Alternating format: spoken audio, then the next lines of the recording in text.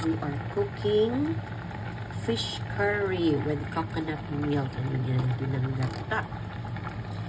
Oh, wow. Ang laki ng fish.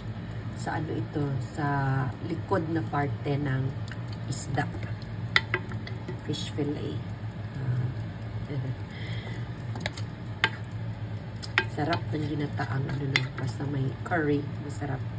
Malinamnam. Pag nalagay yun ang gata, pag boil na siya, 1 minute lang, na, ready na yan.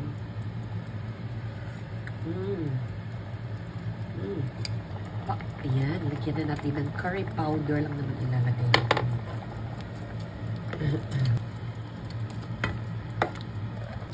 Ito ang paris niya, ginataang munggo at zucchini. Lagyan na natin ng berdeng gulay. Ayan. Isang kulo lang yan, less than 10 minutes. Ready na, wag masyadong ilata. Just like blanch.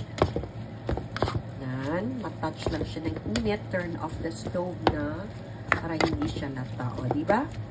Ang paris ng ating fish curry. Thank you, Lord. Happy cooking and eating, everybody. Ingat and God bless.